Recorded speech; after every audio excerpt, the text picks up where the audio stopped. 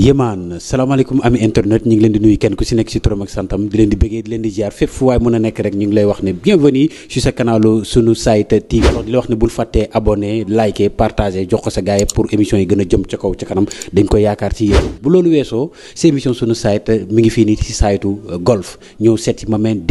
Dixa boo ko déggee sa xel day dem ci Alien Zik dafa nekk groupe boo xamante ni kenn dootu ko présenté yi ci hip hop Galsen donc ñu ñëw fii nii tey ci golf fas yéene waxtaan ak moom ci ay bagages yu bëree bëri ma meen Dixa fii studio bi ñu fas yéene waxtaan ak moom sa émission sunu site ak Live Phonique jaajëf. voilà comme ni ma leen ko waxee ci studio Alien Zik à l'instant même avec ma meen Dixa ki nee naa la kenn dootu ko présenté ci hip hop Galsen tey ñu ngi nii nekk ak moom fii ci biir studio bi fas yéene waxtaan ak moom ci bagages yu bëree bëri siyaar naa la. ñu ngi delloo ziar d'habitude. gëj a gisee ah. waaw gëj nañ gisee. man Padois laa leen bàyyi woon ay jamono tey mu ñëw fekk leen fii nii golf. pharmacie golf. ok fii la donc album bi mujj bu Alien Zik def fii lañ ko defee. fii lañ ko defee waaw. ok enregistrement yeeg yëpp voix yeeg yëpp fii lañ ko defee waaw. ok ok alors dañu gis benn absence bu graaw ci groupe bi muy Alien Zik depuis def na 3 ans quoi boo xamante ni depuis 2017 ba gars yi génne album ba léegi après amaatuñ yeneen écho si ñoom. waaw mooy bi ñuy génne pré album bi. depuis boobu nit ñi dañu nekk si seen bopp ku ci nekk da nga nekk si say projet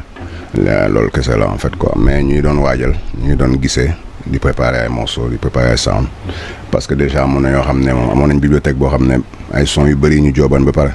voilà donc en fait ñun bu ñuy dajee rek pour génn album du métti quoi xam nañ fu ñu jëm xamante nañ ba pare donc dañ ne woon moom ku ci nekk mun nga nekk ci say jabu bopp voilà en fait tey nit ñi ay mag lañ sax léegi c'est pas Alien Zik bu njëkk ba presque les gens sont tous mariés léegi si groupe bi donc da nga am ay contraintes da nga am ay idées da nga am looy def pour ngeen daje il faut ngeen planifier ko ngeen daje ngeen def li ngeen war a def loolu kese la waaw. donc loolu day nekk benn handicap boo xamante ni day poser par exemple ci game bi dañuy am benn absence boo xamante ni comme bu njëkk ba gars yi dañu gën a am ay responsabilités fu mu toll nii moo tax dañu xaw a bàyyi game bi ak gars yi trop. même album bu doon génn sax da ngay sentir seen présence sur milieu bi mais léegi dafa low quoi. non je pense pas que mu nekk handicap le fait gars yi nekk ay père de famille non c'est une évolution normale tout à fait normale loolu terewul gars yi def sound gars yi ba léegi ñu ngi mën a sound ba léegi. comprendre c'est pas ça le problème game bi moo bizarre moo changé tamit loolu il faut le reconnaître game bi dafa changé dafa am nu muy doxee da ngay gis ñoo xam ne ils prennent pas la peine de jobaay son yu taxaw yow da ngay jobaay son yu taxaw mais gars yooyu noonu ñii dañ leen di déglu donc après tu te dis moom da ngay bàyyi gars yi ak seen affaire quoi. mais est-ce que Alien amu ci benn part de responsabilité ci côté organisation ci côté marketing ba tax parce que pendant ce temps am na gars yoo xam ne ñi ngi génne di cartonné boobu ba léegi quoi. donc le pourquoi ñi accepter yeneen produits alors que du ñu répondre carrément Alien Zik te Alien Zik kenn ku ci nekk xam ne groupe bu mag la def ngeen fi ay son yoo xam ne ay légende la kenn du ko fàtte. je sais pas tamit xam du ma la wax lu tax gars yi mu demee noonu situation bi et je pense que am nañ public boo xam ne ba léegi am nañ suñu base gars yoo xam ne Alien Zik rek la ñuy waate moom la ñuy déglu moom la ñuy xaar mu génn album mais je parle dans la généralité quoi yow yaa ngi ci game xamal lu fi xew qualité bi dafa wàññeeku. ci suñu production musicale bien vrai que la technique est au rendez-vous c'est-à-dire que matos si ñu am gën nañ baax mais au niveau de la qualité su ma wax qualité mooy qualité création bi je pense que ñuy gën a dellu ginnaaw un peu par rapport à ça le public qui est pas difficile quoi loolu foofu que ça laa waxee léegi à partir de là nous on se demande est-ce que ça vaut la peine ngay rey sa bopp di def produit boo xam ne day nickel carrément pour ensuite en fait xam am juste li gars yi am c'est pas intéressant waaw. aussi itam du style musical bi parce que boo xoolee jamono jii nii musique hip hop Galsen comme ni nga ko waxee tey booy xool style de musique Galsen ban aperçu nga koy jox wala ban couleur nga koy jox jamono jii nii fu mu toll nii naka nga ko gisee ak avant mi ngi dox wala doxul. non je pense que muy doxa am na fu muy doxee am na fu mu dul doxee tamit et game bi musul kii je veux dire game bi dafa musa am plusieurs patch dafa yàgg am ay courants yi bokkul. ay courants différents donc c'est pas quelque chose de nouveau en fait quoi di nga am style bu commercial bi di nga am style bu gën a posé style bu mbab bi di nga am yeneen style ak yeneen style voilà mais après c'est un choix boo bëggee commercial da ngay commercial pour jaay boo bëggee def leneen nga def leneen voilà donc pour man loolu du problème en fait. Alien Zik ëppoon na ci loolu quoi. non ñun amuñ problème boobu ñun moom yéeg-yéeg la ñuy demee quoi si on. vas-y dis-moi. est-ce que tam du fait que nekkul ne du fait que yéen tey jii nii Alien Zik mu mel ni comme genre cartel parce que dafa yàgg du tey quoi kenn ku si nekk am indépendance su dem def carrière solo est-ce que du yooyu tam mooy gën a poser problème kenn ku si nekk da ngay nekk sa yite bopp ba tax crew bi si boppam groupe bi Alien Zik bi du taxaw carrément. non Alien Zik du problème boobu de nit ñi ñoo am yëg-yëgu toog. ceene seen ceene saa yi ñu filer rek def son ñu def son génn album loolu kese la. ok en tant que beatmaker ñu xool albumu Alien Zik yu bëri même bu dul Alien Zik am na ay album yu bëri yoo xam ne ci hip hop Galsen yu sa loxo la jaar nga masteriser ko programmer ko defar ko tey jii nii ngay gis mu am yeneen gars yuy tëll parce que bu ñu xoolee delloo ci gannaaw tuuti am na ñu si fël ci diggante bi ñoo xamante ne nii ñu ngi soog a gën a am présence ku mel ni comme Is wala comme am na benn waa ji ma doon laaj Baye Charles boo studio di Vibes su jotu leen xamante et tant d'autres tey jii nii lan ngay gisee sa yeneen confrères beatmaker yi programmation yi ñuy def est-ce que am nga koo ci fil. beatmaking yow dafa avancé carrément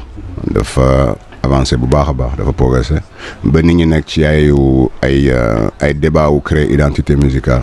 hip hop Galsen créer benn son boo xam ne c'est un son Galsen foofu nga xam ne moom avancé na quoi et new generation bi y a de très très bons beatmakers ñi may fil bëri na maa ngi fil Senzala xaw ma xam nga ko waaw moom moo def prod bi sama son bi ni moom je le kiffe Is tamit Is sama boy il est bon aussi voilà mooy la bëri na am na Zoom on the Beat j'avais organisé un concours de beatmaking mooy bii ni Galsen Urban Beatmaking Festival léegi si concours bi j'ai plein de boy yoo xam ne dañ ci fël mais da ngay gis qualité boy am nañ talent trop waaw bëri na Zoom on the Beat moom moo gagné woon concours boobu sax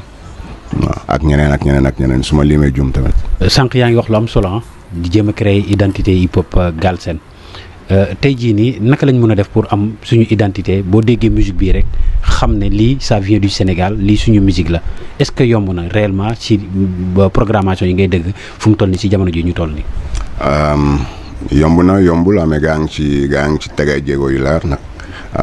am na ay son yu génn jamono ji da nga xam ne lii commencé na am benn genre tendance buy dégager quoi te loolu la gars yi di war a créer en fait quoi fa la gars yi toll et je pense que c'est possible aussi waaw war na mën a nekk. comme ban ngay joxe exemple. am na benn sound Is surtout c'est un des précurseurs dans ce truc là en fait moom muy def ay recherche yu bëri par rapport à ça et am na son bi mu defar pour Maas tamit bu tudd Sikkim c'est un beat boo xam ne son bi génnagul mais dina génn c'est dans la même tendance que beat yi muy def ay lu bandi di niroo ak compagnie voilà da sentir ni am na benn touche d'originalité quoi boo xam ne c'est sénégalais quoi waaw. yow ba nga dalee programme di def ay son est-ce que am na album boo programmé ba ci am ci ay retours yoo xamante ne nii franchement wala job benn beat boo xamante ne nii tey boo nii buñ la ko yeewoon ci ay nelaw di la wax sax son boobu ngay tudd ci yi nga jot a def. son bi ma neex nga wax si li ma def man nag insatisfait là man moom je suis jamais satisfait par sama liggéey waaw ay je pense que loolu dafa nekk si dafa baax si artiste quoi wala satisfaire ci li nga def chaque fois jéem a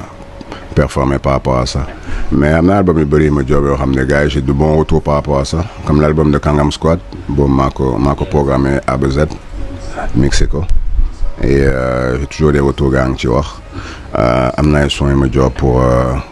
comme le son Badolo Live Matters bi mooy bu Maas bi ak Gaston ak Rex tamit boobu maa programmé beat bi et j'ai des échos par rapport à ça mais moi je me focalise pas dessus nag waaw. mais participer nga ci Galsen Hip Hop Awards ci ay concours yu bëri mais yàlla def bokkoo ci nominé yi affaire demee noonu est-ce que par exemple Sénégal war na di ñi gën a installer affaire yooyu pour que tamit mu pour delloo njukkal ñi nga xamante ne ñoom ñooy beatmaker. waaw je pense que c'est un événement boo xam ne Galsen Hip Hop Awards c'est un événement bu ma neex la man je pense que c'est tout à fait normal ñu am benn genre ngandi fête boo xam ne ñëppay daje même si tu ne gagnes pas loolu du problème l'essentiel na ngeen bokk rek ngeen ñëw. mun ngeen passer benn soirée ensemble ñu am ni ñu nominé ñu remettre ay prix je pense que loolu mooy hip hop en fait là noonu la yaatee quoi. que artiste compositeur beatmaker bu Alien Zik di composer ay album yu bëri ñu toog ba 2020 bi gis la nga génne benn single tuddee ko jot na tey charismatique Dixa alors ñu bëggoon xam source inspiration bi ak le pourquoi single bi tax sa projet wu benn album la wala da nga ko yëg génne ko pourquoi jot na tey. jot na tey c'est benn morceau boo xam ne ça m'est venu comme ça nii la ñëwee ci man benn jour laa yow rek am benn inspiration moi je suis un artiste laa woon tout dama am yëg-yëg par rapport à instrumental wala musique benn musique léegi ma commencé di si gis ay paroles ma boole ko ci mu mu tombé ak benn période boo xam ne moo may changement sama life par rapport au Sénégal et par rapport au fait que dama doon yóbbu sama doom école. Et dafa doon tombé chaque fois ñuy def levée du drapeau seen école ñoom doon nañ koy def quoi loolu dafa ma marqué quoi c'était la première fois man ñoo di fekkee loolu affaire bi am leneen lu ma jox quoi leneen lu ma yox ko ma ne ok donc am na benn appartenance boo xam ne war nañ ko mun a ab kii si drapeau bi ak si suñu institution yi léegi moom nga ni dégg ça si début morceau bi c'est un truc que j'ai enregistré là-bas en live ñoom xamuñu ko woon sax ñoom dañ doon def seen chant yi ma enregistré ko ma def ko ci début bi et ce genre d'événement je pense que moom dafa nekk benn genre déclic par rapport à sama approche par rapport à la situation du Sénégal et depuis boobu noonu en fait j'ai commencé un peu à réfléchir par rapport à ça et à me demander lan la ñu war a defal suñu lan la ñu war a bàyyil suñu nouvelle génération bi en fait suñu doom ban Sénégal lañ bëgg ñu màggee ci ban Sénégal lañ bëgg màggee quoi voilà et je commençais à écrire ça ma bind ko commencé di ko prise Rex gis benn refrain comme d'habitude et ñu toog commencé bind lyrics yi par rapport au refrain bi et après ñu enregistré morceau bi léegi bi ma enregistré morceau bi ba pare je l'ai enregistré il y a plus de 4 mois ma denc ko ma voyagé ci diggante bi ma ñëwaat Sénégal fii mu tombé ak Covid bi léegi ci biir Covid ma gis ni situation monde bi yëpp dafa jaxasoo ma gis ni Covid bi dafa waroon nekk occasion boo xam ne si le Sénégal si la africain waroon jug changer seen façon de fonctionner comprendre on aurait pu utiliser ce Covid là pour génne ay kii yu bees pour loolu mooy jot na tey ci Covid bi la ñu waroon profité changer suñu ay affaires yu bëri jéem a nekk beneen façon peuple loolu laa bëggoon wax si son boobu quoi loolu moo tax ma ne jot na tey. muy single bu naaj xam naa ne gars yi dinañ am occasion xool ko ci YouTube bi dinañ gis extrait bi un peu ci émission bi mais après da ngeen di bind jot na tey Dickstar après bu ngeen ko xoolee ci YouTube bi dinañ mën a gis single bi mais ñu gis tamit nga ci aborder ay thèmes yu mel ni ko nga ne ok bëri na ay activistes mais doo gis ñu mel ni comme Cheikh Anta Diop lan nga bëgg expliquer foofu noonu. dama ne ñëpp bëgg a nekk activiste léegi et loolu c'est très dangereux je pense parce que activiste pour man vocation la. du loo xam ne da nga koy forcer man du ma activiste doo ma gis si manifestation wala nga gis ma may scandé ay may def ay plateau yoo xam ne dem ci wax ci politique wala kii parce que maîtriser wu ma ko du man du loo xam ne je pense que man maa ko war a def loolu vocation la ñëpp waruñu nekk activiste je pense faut mu am ay activiste te activiste yi nekk fii mun nañ leen delloo njukkal si li ñu def parce que lu mu bon ils ont fait changer les choses donc loolu moom je pense que loolu lu baax la mais ñëpp mënuñ nekk activiste ñëpp a bëgg a nekk activiste pour des raisons différentes nag am ñoo xam ne xëy na xaalis sañ ci bëgg am ñoo xam ne pour déstabiliser pays bi la et loolu mooy sama problème j'ai toujours essayé d'avoir benn liberté d'expression Alioune Zik ñun yàgg nañ si ñu album bi wax si town bi wala wax si problème mu town bi et chaque fois dañ koy survoler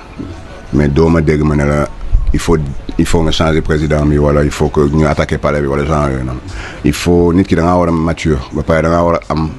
surtout artiste sa kaddu dafa am solo donc il faut nga xool exactement li ngay wax et il faut nga mun a véhiculer message bu nice Sénégal mun nañ ko avancer loo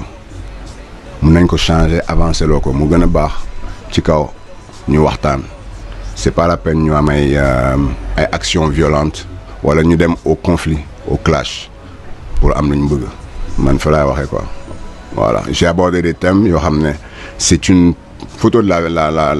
une photo du Sénégal en fait Sénégal nii la mel jamono ji man si li ma jàngat man loolu laa gis quoi voilà et je pense qu'en tant que Sénégalais buy dund fii Sénégal xam nga new ma ci beneen pays fii laa nekk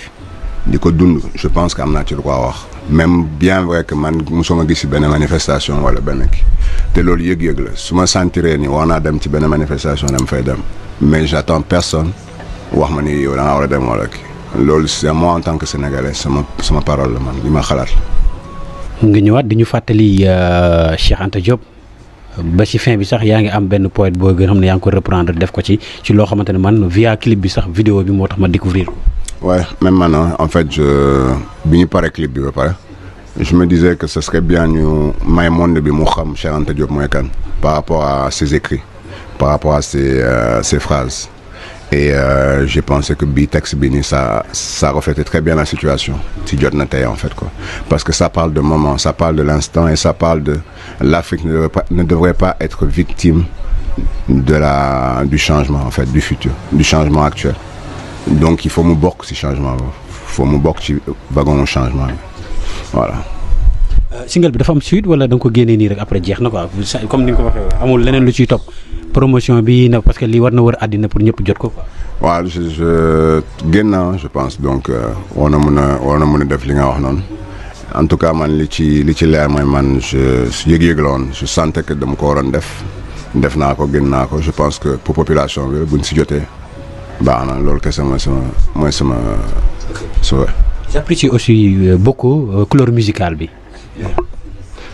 Couleur musicale bi déjà instrumental bi c'est un instrumental de Senzela. Il a fait toute la prod et en fait après dañ ci yokk ay saxo pour mun a habiller son bi. La participation de Alain Oyono, très très très très bon artiste. waaw c'est mon pote waaw. alors lan ngay dénk gars yi nga xamante ni ñu ngi lay bàyyi xel ak émission sunu site pour ak sénégalais yi aussi lan nga leen di wax sa dernier mot par rapport ak vidéo bi fan la ko gars yi mën a dem seetaani ndax génnul audio vidéo bi kese moom moo génn nan lañ ko mën a découvrir. La vidéo est sur YouTube, vidéo mu ngi ci YouTube génn na depuis 2 ou 3 jours je pense donc gars yi mën nañ ko dem seetaani et surtout bàyyi fa ay commentaires c'est intéressant ñu échanger par rapport à ñoom nañ ko gisee. Parce que moi je suis toujours ouvert au débat, j'aime bien discuter avec les gens. J'aime pas que nit ki am juste une vision bu ko imposer nit ñi quoi. Mën nañu waxtaan je pense te loolu ce serait très intéressant pour moi kon su ku dem foofu rek mën nga fa bàyyi commentaire et voilà quoi. Ce dernier mot lan lay doon nga dénk ko Sénégalais yi. L'essentiel de mon message mooy ku ci nekk ci li nga nekk. nekk ci nga jëm ci xarañ te ragal yàlla ci li ngay def quoi boo ragalee yàlla rek tout le reste amul benn problème voilà loolu surtout comme ça sa action yi ngay def yëpp dina véridique quoi en fait loolu moo am solo waaw. jaajëf merci beaucoup ça a été un plaisir ñëw seet ci la fii nii. partagé jaajëf.